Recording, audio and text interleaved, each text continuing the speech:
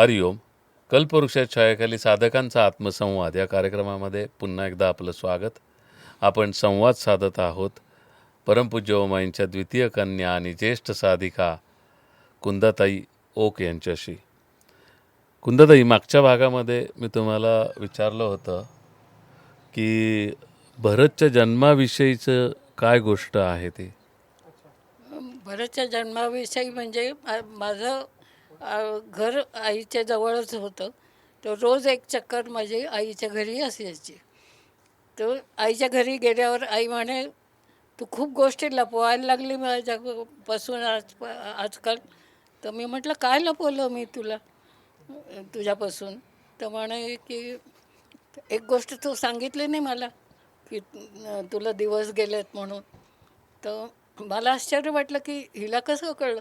तर म्हणे, मी ध्यानात पाहिलं आणि पहिला मुलगा तुझा गेला तो दिसला मला आणि तोच परत येतोय. तो मी म्हटलं म्हणे त्याला की पहिले तू आईवडिलांना खूप त्रास दिलायस, तर आता कशाला येतो परत? तर म्हणे, आता फक्त सुख देणार आहे आणि त्याप्रमाणे सुख देतो माझा मुलगा. वा वा वा, किती छान. 1962 साली तुमचं लग्न झालं आणि 1962 साली नोकरी लागली. 1966 साली लग्न झालं. तर त्या दरम्यान तुमच्याकडे खूप दुरून दुरून लोक यायला लागले, आईंची महती पसरायला लोक लागली. यायचं. मला त्या गोष्टीचं तर आजही कोड आहे की मोठे मोठे संतही यायचे, काही ध्यानाला बसणारी माणसं पण यायची, काही साधकही यायचे, काही अडचणी घेऊन यायचे की आमची ही अडचण सोडवा. आई त्यांना सांगायची की मी असल्या अडचणी वगैरे काही सोडवत नाही आणि मला काही सिद्धी प्राप्त नाही. तुमची ध्यानातली काही अडचण असेल तर जरूर मला विचारा, त्याचं मी निदान प्रयत्न करीन आणि तेही गुरूंना विचारून, आणि गुरु आज्ञा असेल तरच मी करणार. अनेक लोक यायला लागले. त्यापैकी कुठून कुठून लोक यायला, म्हणजे कलकत्ता पासून एक श्रद्धानंद स्वामी आले होते. त्यांनी आपला अनुभव सांगितला की मी रात्री झोपलो, कालीमातेने मला सांगितलं की सकाळी तुला दिल्लीला जायचं आहे, आणि म्हणे माझ्याकडे एक दमडी पण नव्हती. सकाळी मी गादी गुंडाळली तर त्याच्याखाली पैसे होते, आणि पैसे किती होते तर दिल्लीच्या भाड्यापर्यंत, आमच्या घरापर्यंत पोचण्याचे पोचून जसे काही मोजून पैसे ठेवलेले, आणि ते आमच्या घरी पोचले. मग त्या दरम्यान अनेक लोकांपैकी मुन्ना शर्मा, त्रिलोकीनाथ शर्मा हे एक होते. हो, पुष्कळ लोक येत त्यांना होते आईंबद्दल दिल्लीचे. कसं कळालं? त्यांना आईबद्दल कुठून कळलं तेच मला कोडं वाटतं की कुठून कुठून लोक यायचे. आणि आजही म्हणजे माझं नागपूरला आईला आजारी आहे म्हणून मी घेऊन गेले, आणि तिथं फक्त 4-5च शिष्य आहेत आईला. तर तिथे आईला आराम मिळेल, कोणी वेळी अवेळी येऊन त्रास देणार नाही आणि आईलाच चैन पडत नाही. तर आईने सांगितलं की लोकांना येऊ दे. तर मी 4 ते 6 वेळ ठरवली आणि सांगितलं की 4 ते 6च या. आणि माझ्या घरी इतके लोक यायला लागले की घर अंगण भरून जायचं. माझे मिस्टर फोन करून सांगायचे की आता घरात जागा नाही, अंगणात जागा नाही, तुम्ही थोड्या वेळाने या. आणि असे लोक यायला. शेवटी एका बाईंना मी विचारलं, मी तुम्ही कुठून आलात आणि तुम्हाला कोणी सांगितलं? तर त्या म्हणे की एका प्रवचनात मोठे संत आलेले आहेत, सातारकर बोराबांसारखे, आणि ते प्रवचनात सांगतायत की माझ्या प्रवचनाला काय येतं, तुमची नागपूरमध्ये एवढ्या मोठ्या संत आल्या, त्यांच्या दर्शनाला जा, सगळं तुमचं मुक्ती मिळेल माझं प्रवचन ऐकण्यापेक्षा. म्हणून म्हणे त्यांनी सांगितलं म्हणून आम्ही आलो.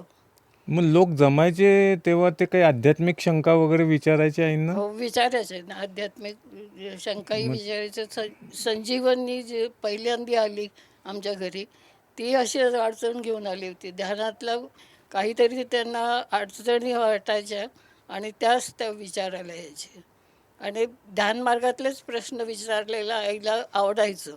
इतर कुठले म्हटलं माझ्या मुलाला नोकरी लागत नाही आहे, माझा मुलगा अभ्यास करत नाही, तर आई सांगायची ह्या बाबतीत मी काहीही करू शकत नाही, मला कुठली सिद्धी प्राप्त नाही, या कामाकरता माझ्याकडे येऊ नका. तुम्ही आत्ता संजीवनी यांचं नाव घेतलं. त्यांचं साधनगाथेमध्ये उल्लेख आहे. त्यांची काहीतरी एक कॉम्प्लेक्स केस होती हां.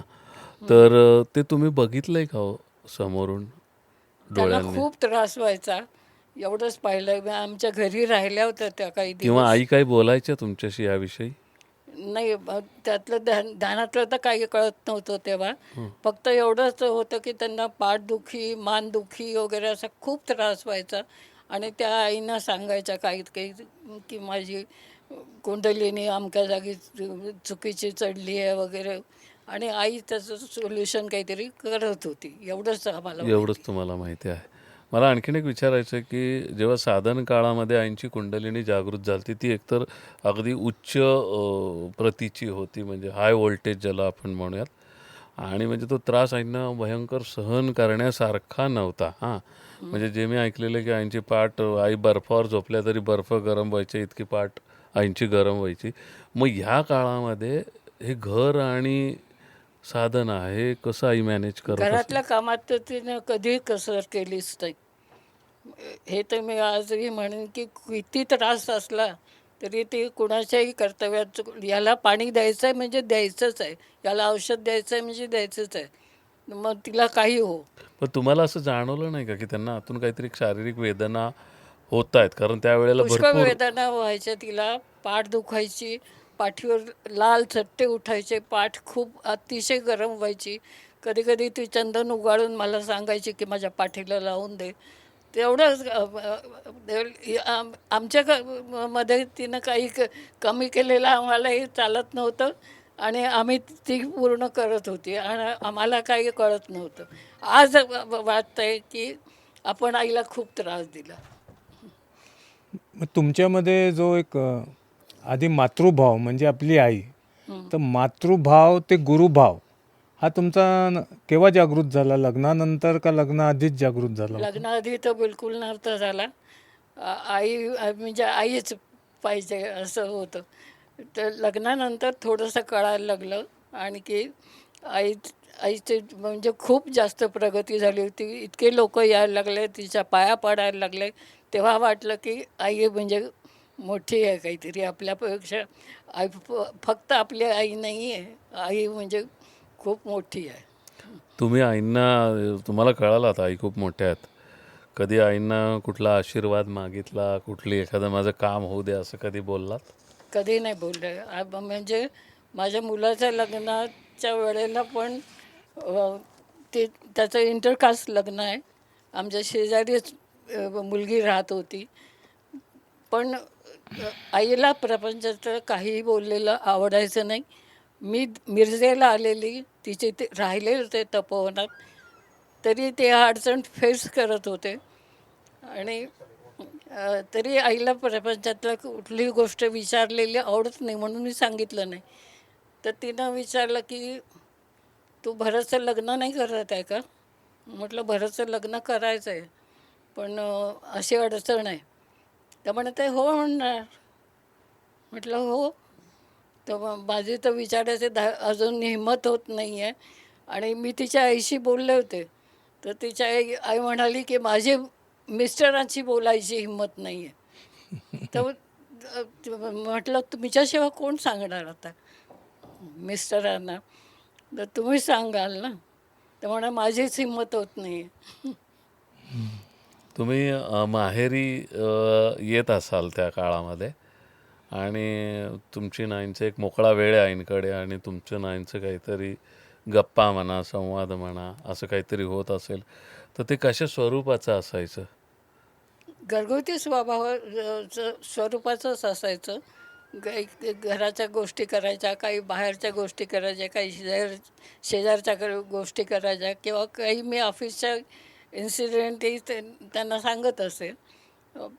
पण अध्यात्माची मात्र गोष्ट पण होतच आईंची एक ती नव्हती. हातोटी होती, की त्या हळूच काहीतरी एक संकेत द्यायच्या बोलता बोलता एखाद्या गोष्टीतून, की हिचं बघ असं झालं, तिने ते केलं. हे आपल्याला लागू असायचं असं आई एखादी गोष्ट सांगायच्या, तसं नाही, कधी नेहमी सांगायच्या त्या. हां, तसं तुम्हाला कारण की आठवतंय? प्रत्येक गोष्टीत ती टोकायची. म्हणजे तुम्ही काही चुकीचं वागताय किंवा चुकीचं बोलताय, तर ते बरोबर सांगायची की इथं तुम्ही चुकताय. म्हणजे मग माझ्या घरी एकदा मी जेवायला बसले, सासऱ्यांना मुलांना, पतीला, सगळ्यांना जेवायला वाढलं आणि शेवटी मी आणि आई जेवायला बसलो. ते आई म्हणली, तू घास घ्यायच्या पूर्वी आठवण कर, घरातल्या सगळ्यांना जेवायला घातलं का? म्हटलं हो घातलं ना, आता शेवटी आपण बसतोय. तर म्हणे एक जीव राहिला आहे अजूनही, पिंजऱ्यातला पोपट, बरं. त्याला खायला घातलं का? त्याला मुक्या जनावराला बांधून तुम्ही ठेवलं आहे तुमच्या आवडी करता, आणि त्याला खायला घातलं का? त्याशिवाय घरच्या गृहिणीने जेवलं नाही पाहिजे. एवढी मोठी शिकवण होती. अगदी खरं. अशा साध्या गोष्टीतनंच ती शिकवत आली आहे मला. मग 1986 साली मिरजेचे काही साधक ऋषिकेशला आले होते. तुम्ही पण गेला होता ऋषिकेशला, तिथे तुम्हाला दीक्षा मिळाली. तेव्हा अनिल टाक म्हणून त्यांची आई पण आली होती, त्यांची दीक्षा झाली होती. तर त्यांच्याविषयी काय, ती कशी झाली, काय झाली? त्यांनी आणि मी दीक्षा बरोबरच घेतली, गंगेच्या काठी बसून घेतली आहे.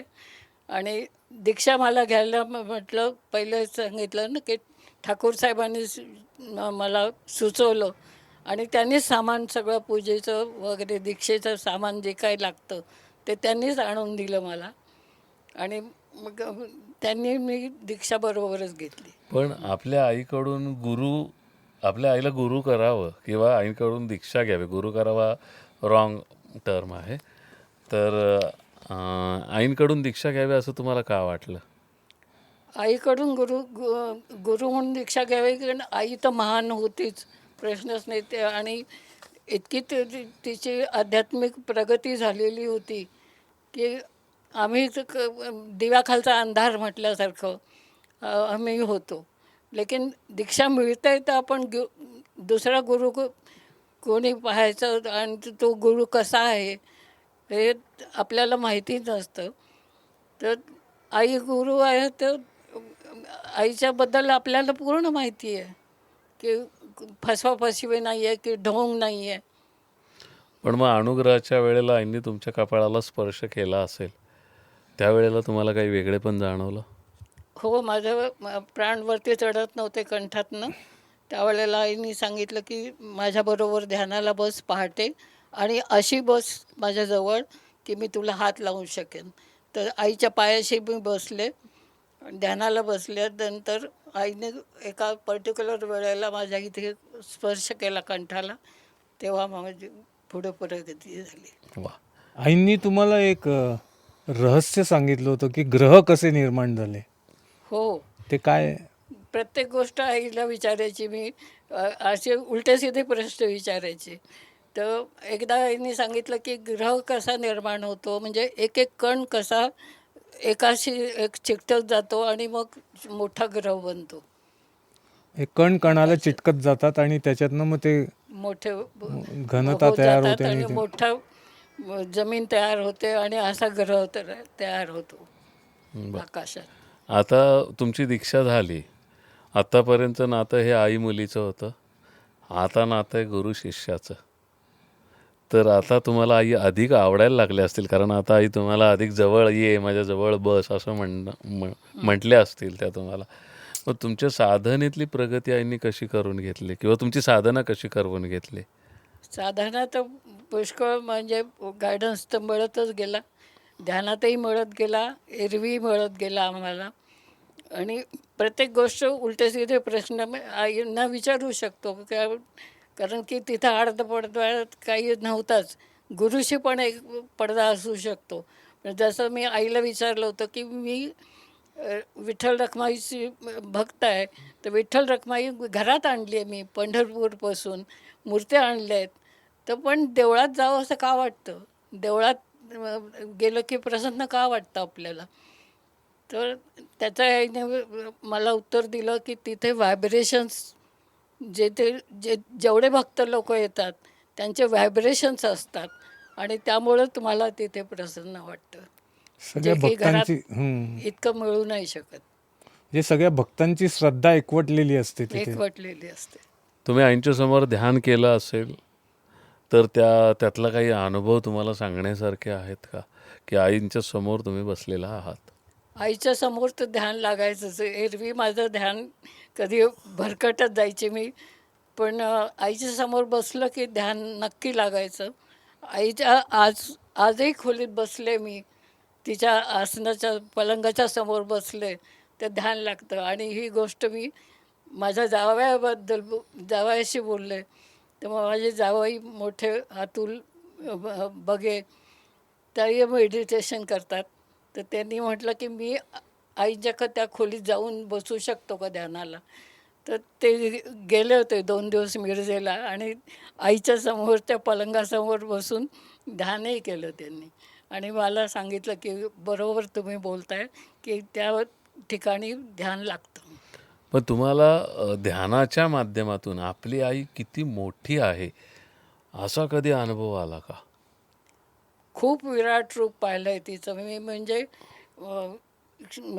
माझी लहान बहीण भारती, तिला सिझेरियन तिचं चालू होतं आणि मी दवाखान्यात बाहेर बसलेली आणि मी धावा करायचा म्हणजे शिवानंद स्वामींचा किंवा आईचा, मला ही सवय होती. तर मी आईचाच धावा करते की आई त्यांचं सगळं नीट होऊ दे, तिचं ऑपरेशन ठीक होऊ दे, तिचं मूल ठीक राहू दे वगैरे. तर 2 बिल्डिंगमध्ये जेवढं मोठं अंतर होतं तेवढं मोठं भर मला आई दिसली. म्हणजे एक सेकंद माझ्या अंगावर काटा आला की आईचं इतकं विराट रूप पाहून घाबरून गेले होते. आणि म्हटलं आई तिथे आहे, तिथे सगळं चांगलं होणारच. अगदी छान. आता पुढचा प्रश्न असा आहे की आईंनी तुमची कुंडलिनी जागृत केली का? हो, आईने तो कुंडलिनी प्रसंग काय जागृत होता? केली. तोही प्रसन्न म्हणजे कुंडलिनीची आपलं मूलाधार चक्र असतं, तिथेही आईंनी स्पर्श केल्यानंतरच माझी कुंडलिनी जागृत झाली. आणि तो तुमचा अनुभव कसा होता? खूप चांगला होता. आणि असं धगधगतं की आग जशी वरती चढावी तसं मला वाटत होतं. आणि सापासारखं ते चढत गेलं वरती आणि सहस्रदलापर्यंत गेलं. वा. ध्यानात तुम्हाला आणखी काय काय दर्शनं झालीत? पुष्कळ दर्शनं झाली. म्हणजे प्रत्येक देवाची दर्शनं झालेली आहेत. देवांशी बोलणंही पण झालेलं आहे की म्हणजे असं होतं की जी अडचण आपल्याला असेल, जसं माझे गुडघे दुखतात आहे, तर मी बसले तर उपाय सुचवणार ते. आणि कुठून आवाज येतो आहे, कोण बोलतं आहे आपल्याशी ते कळत नाही. पण व्यायाम कर मग, अशी बस, तू मांडी घालून बस, काही होणार नाही तुला, असं काहीतरी उत्तरं मिळायची. आकाशवाणी व्हायची. हं. आणि साधना चालू असताना तुम्हाला काही प्रश्न पडले असतील तर त्याच्यावरती आईंशी केलेली एखादी चर्चा तुम्हाला आठवते का? की आई हे असं असं आहे बुवा, हे काय आहे? चर्चा तर होतेच, कारण की प्रत्येक गोष्टीत अडचणी यायच्याच. सुरुवातीला तर साधना नीट होतच नव्हती म्हणजे. आणि अडचणी पुष्कळ यायच्या. तर त्या वेळेला आईला विचारलंच जायचं की असं होतं आहे, असं होतं आहे. म्हणजे पाठ दुखते आहे, मान दुखते आहे, किंवा वरती श्वासच चढत नाही आहे, असं जे काही होतं, जे काही व्हायचं ते आईला सांगण्यात येतच होतं. नाही, असं एखादं काही आठवतं का की हा प्रश्न मी आईंना विचारला त्याच्यावरती आईंनी हे उत्तर दिलं? नाही, असं असं आठवत पर्टिक्युलर नाही काही आता आठवत म्हणजे. नाही. काही हरकत नाही. मला आता आणखीन एका वेगळ्या विषयाकडे जायचं की आई जे आमच्या साधकांच्या पुढे दिसायच्या, असायच्या, ते गुरु म्हणून असायच्या. तर त्यांनाही एक मन होतं. ते मनातले भाव प्रत्येक साधकाच्या पुढे व्यक्त करतील असं नाही. तर ते आम्हाला न दिसलेलं मन तुम्हा घरच्यांना कधी दिसलं का? नाही, वेगळं नव्हतं. काही लपवी ते आईंनी कधीच केली नाही.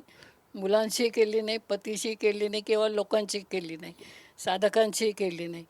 ज्याला जिथे साधकाचं चुकत असेल त्याला तिथेच चेपलं म्हटल्यासारखं ते बरोबर सांगायचे की तिथं तुमचं इथे चुकतंय. आणि ज्याचं बरोबर आहे त्याला पुढे गायडन्सही बरोबर द्यायची. नाही, काही वेळेला कसं की आई नाराज असायच्या, पण त्या नाराजी कदाचित साधकांच्या जवळ व्यक्त नाही करणार, की काहीतरी खंत आहे, तो काहीतरी एक सल आहे, काहीतरी आवडत नाही आहे. हां, ते साधकांना आता नाही बोलून उपयोग, असं काहीतरी असेल ते कधी. साधक पुष्कळ त्रास द्यायचे आईला. म्हणजे आईच्या आरामाची काही वेळच नव्हती. आत्ताही मिरजेत आरामाची वेळ ठेवली आहे, नाही आमची बस जाणार आहे त्याच्या आधी आम्हाला दर्शन पाहिजे. आई उठून बसायच्या. जशा आई आजारी होत्या म्हणून मी म्हणजे नागपूरला घेऊन गेले त्यांना, तर त्यांनी आईने सांगितलं की येऊ दे दर्शनाला लोकांना यायचे तर. म्हणजे त्यांचं जीवन लोकांसाठीच होतं. समर्पित असं जीवन होतं ते, गुरूंसाठी होतं आणि गुरूंनी आम्हाला कधी सांगितलेलं. ह्या गोष्टीचा राग यायचा की आईची जेवा खायची तरी वेळ आहे की नाही, आरामाची वेळ तरी आहे की नाही, लोकांनी एवढं तरी पाळावं. पण नाही, ते केव्हाही यायचे आणि आई त्यांना एंटरटेन करायची. आणि आई जेव्हा तपोवनात असायच्या आणि तुम्ही सगळी भावंडं समजा, किंवा एखादं फॅमिली फंक्शन आहे, त्या फॅमिली फंक्शनमध्ये तुम्ही फक्त भावंड आहात, रिलेटिव्ह, जवळचे रिलेटिव्ह आहात, त्यावेळेला आई कशा असायच्या? आई नॉर्मल राहायच्या. पार्टीमध्ये पार्टी करायच्या. सगळे नातेवाईक पण त्यांना जवळचे होते आणि नातेवाईक पण त्यांना तितकंच प्रेम करायचे. मावशी, आत्या, ज्यांच्या होते ते ती मुलं पूर्ण प्रेम आईंनी त्यांना दिलं. तर दिल्लीला जे विठ्ठल मंदिर झालं होतं त्याच्यात त्यांचं उभयतांचं पती पत्नीचं योगदान खूप होतं. त्यामागे काही आईंची प्रेरणा होती का? त्या विठ्ठल आईची प्रेरणा म्हणजे आम्ही लोकांनी 7-8 माझे मिस्टर आणि त्यांचे 7-8 मित्र मिळून ठरवलं की आपण विठ्ठल मंदिर बांधू. विठ्ठल मंदिर एवढा करता की अनअथॉराइज जागा घ्यायची, कारण की जागेचे पैसे नाही आमच्याकडे आणि सगळ्या मध्यमवर्गीय होते, तर इतका पैसा तर जमा करू नाही शकत, जागेची किंमत तर देऊ नाही शकत. मग देऊळ बांधलं की देवळात कोणी हे गाभाऱ्यात किंवा मूर्तीला कोणी छेडत नाही, तर म्हणून आपण मूर्ती बसवू, पहिले देऊळ बांधू असं सगळ्यांनी मिळून ठरवलं 7-8 जणांनी. पण आपल्याकडनं देऊळ होईल की नाही, आपल्याकडे पैसा आहे की नाही, अनअथॉराइज जागेवरनं आपल्याला उठवून देतील का, हे सगळं शंका त्यांच्या मनात होतीच.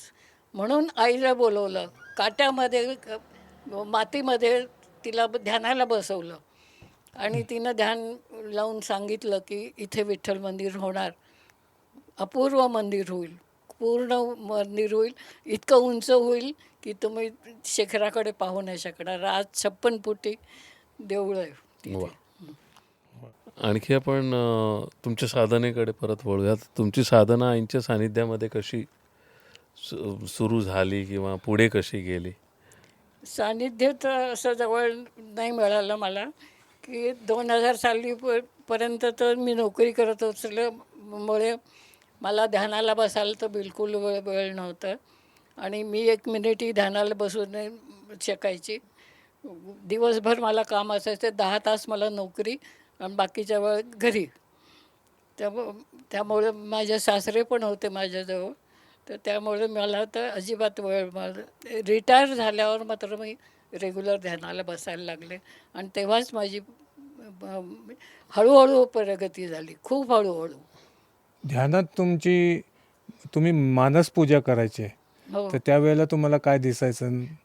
मानसपूजा करताना मी एकदा माझ्या बहिणीला सांगत होते फोनवर की अगं आईचं रोज मला दर्शन होतं.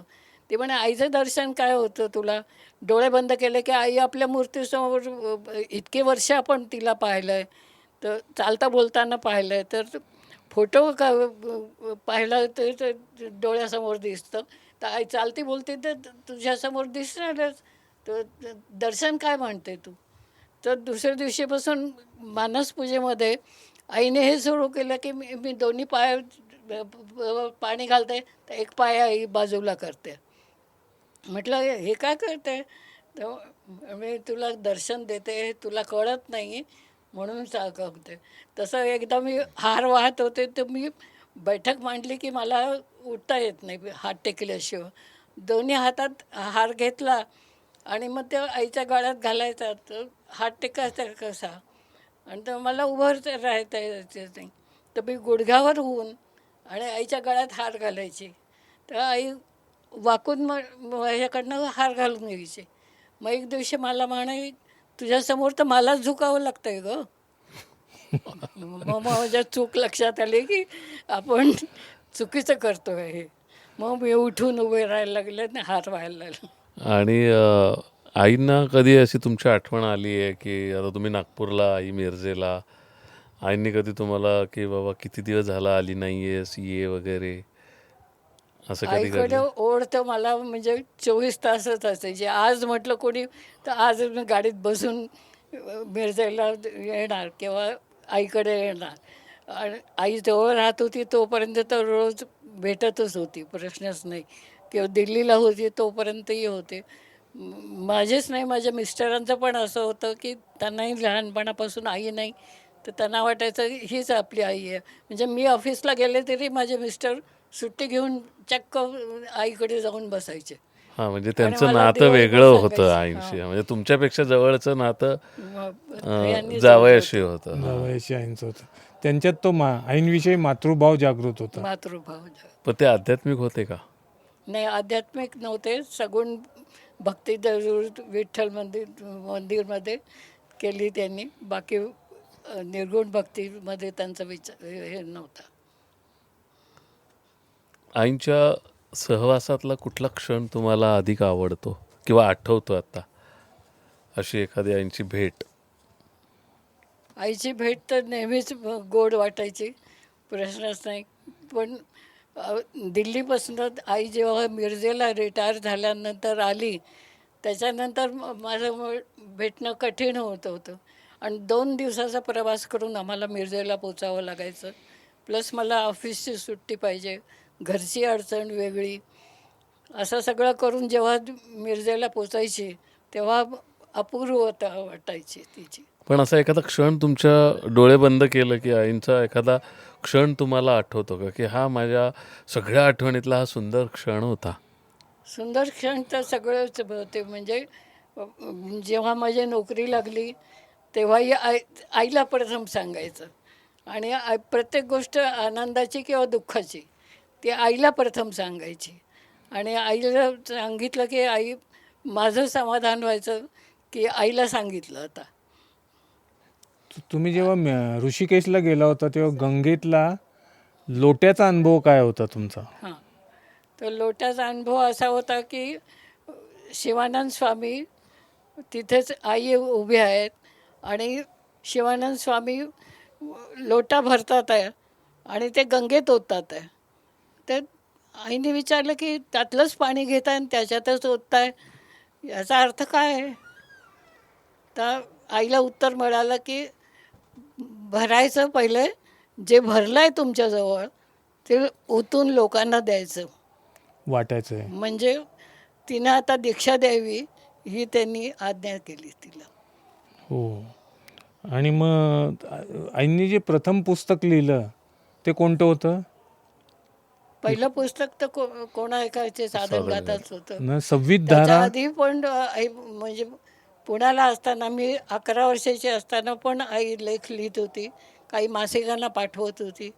त्याचंही शुद्ध लेखन माझं चांगलं असल्यामुळं, अक्षर चांगलं असल्यामुळं मासिकाला पाठवायच्या आधी मीच लिहायचे ते लेख वगैरे. 1980 साली आईंनी संवित धारा लिहिलं. हो. मग त्यावेळेलाही मला जळगावला बोलवलं. जळगावला तिला सोडायला म्हणून म्हणजे पोस्ती करायला सोबत म्हणून मी दिल्लीसनं गेले. 2च दिवसाची सुट्टी टाकली आणि याला पोचले. आणि जळगावला गेल्यावर तिनं सांगितलं की तुला संविधान मी पुस्तक लिहिलं आहे, त्याचं फेअर करायचं आहे आणि 8 दिवसाची सुट्टी टाक, 8 दिवसात ते पूर्ण होईल. आणि मुग्धा म्हणजे हेमंतची बायको पण मला सांगायची, तुम्ही पण तुम्हाला पाणी पाहिजे तरी मला सांगा, मी ग्लास आणून देणार, पण तुम्ही हलवू नका आणि आईचं काम करा.